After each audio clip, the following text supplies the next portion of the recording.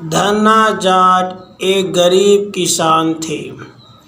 वो भगवान श्री कृष्ण के अनन्य प्रेम योगी थे। एक बार की बात है, धन्ना जाट जी भगवान श्री कृष्ण जी के मंदिर में जाते हैं और अपना दुखड़ा वहाँ के पुजारी से कहते हैं और कहते हैं कि देखिए मेरे घर में गरीबी है। वहाँ के पुजारी उसका समाधान बताते हैं कि हे धन्ना, तू भगवान श्री कृष्ण जी की पूजा किया कर, भगवान श्री कृष्ण जी तेरी पूजा स्वीकार कर तेरा हर प्रकार की समस्या समाधान कर देंगे।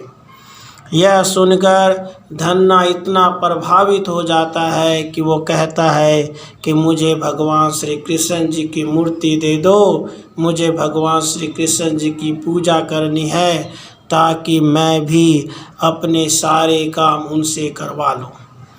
पंडित जी कहते हैं ठीक है धन्ना, मैं तुझे भगवान श्री कृष्ण जी दे दूँगा, लेकिन बदले में तुझे एक काम करना होगा, तुझे अपनी गाय मुझे देनी होगी। धन्ना इस बात को स्वीकार कर लेता है और अगले सुबह अपने घर की गाय पंडित जी को दे देता है। पंडित जी गाय को लेकर बदले में भोले भाले धन्ना को एक पत्थर दे देता है और कहता है यही भगवान श्री कृष्ण जी हैं, तो इनकी पूजा करना, जब वो खुश होंगे तो तेरे सारे काम कर देंगे।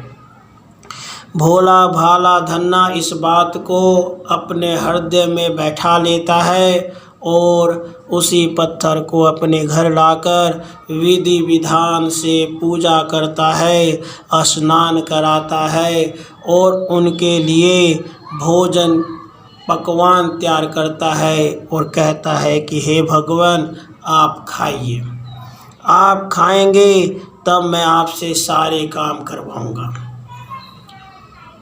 लेकिन यह तो पत्थर की मूर्ति थी, यह तो पत्थर था, भला उसमें भगवान कहाँ हो सकते हैं। इसीलिए उस समय भगवान का प्रकट होना असंभव सी बात थी।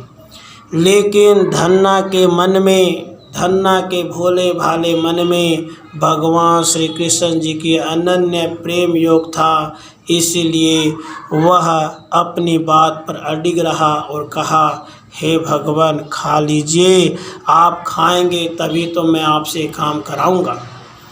लेकिन उस दिन न धन्ना खाया न भगवान खाए। अगली सुबह भी यही हाल रहा। धन्ना उठा, भगवान श्री कृष्ण जी को स्नान कराया, पूजा पाठ किया और विधि विधान से उसी पत्थर में भगवान श्री कृष्ण जी की मूर्त देखकर और पकवान बनाकर फिर कहा लीजिए भगवान खाइए, लीजिए भगवान खाइए। लेकिन वो तो पत्थर था, भला पत्थर में भगवान कहाँ हो सकते हैं। वहाँ फिर वही हाल हुआ और भगवान वहाँ पे प्रकट नहीं हुए। लेकिन धन्ना भी बहुत ज़्यादा हठी था, भक्ति में बिल्कुल पागल हो गया था। धन्ना जी ने यह निर्णय कर लिया था कि जब भगवान भोग लगाएंगे तभी मैं भी खाऊंगा, वरना मैं भी खाना नहीं खाऊंगा, मैं भोजन नहीं करूंगा। यही परिक्रम चलता रहा और 7 दिन तक ना धन्ना जाट खाया और ना भगवान ही खाए।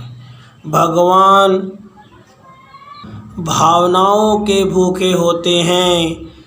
आप देखिए, भावनाओं के भूखे भगवान भक्त के वश में है। भगवान उस पत्थर में भी भगवान का प्राकट्य हो जाता है।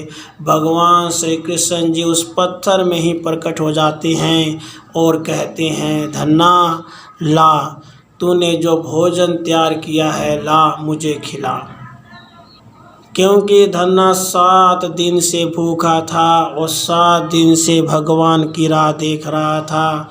वह रस्सी से भगवान के हाथ और पैर बांध देता है और कहता है कि भगवान अब मैं तुम्हें यहाँ से जाने नहीं दूंगा।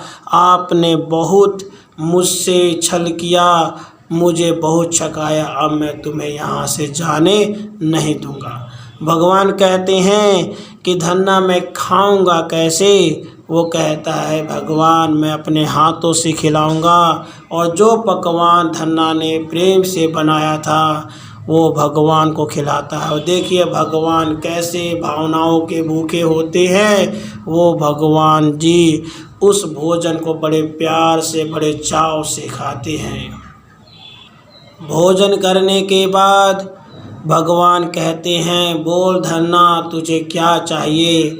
धन्ना कहता है भगवान मेरे खेत बंजर है, इस खेत में हल चलाइए और मेरे बंजर भूमि में अन्न उपजाइए। भगवान जी वहाँ पर धन्ना के लिए बैल का काम करते हैं। बैल की जगह भगवान श्री कृष्ण जी वहाँ पर बैल की जगह आते हैं और धन्ना हल चलाता है। जहाँ भगवान जी खुद बैल का काम करे वो भला ज़मीन बंजर कैसे रह सकती है? देखिए भक्ति में कितनी शक्ति होती है। भगवान श्री कृष्ण जी भक्त के वश में कैसे हो जाते हैं। भगवान स्वयं बैल की तरह हल जोत रहे हैं और वहाँ पर अन्न का सोने की तरह उपजाऊपन हो जाता है। वो ज़मीन बंजर नहीं रहती, ज़मीन पूरी तरह उपजाऊ हो जाती है।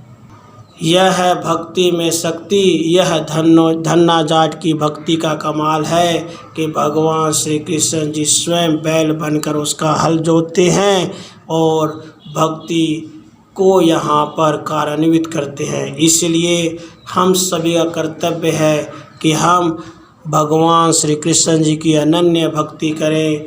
उठते बैठते खाते पीते सोते जागते बस भगवान श्री